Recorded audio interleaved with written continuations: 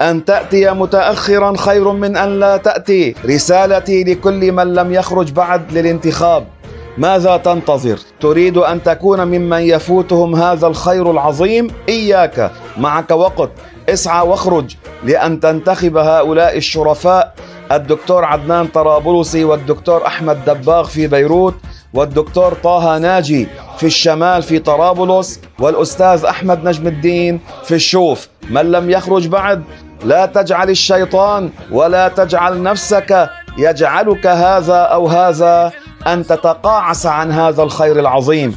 سارع إلى أن تنتخب هؤلاء لإيصال الطيبين لإصلاح هذا الفساد الذي نراه جميعا.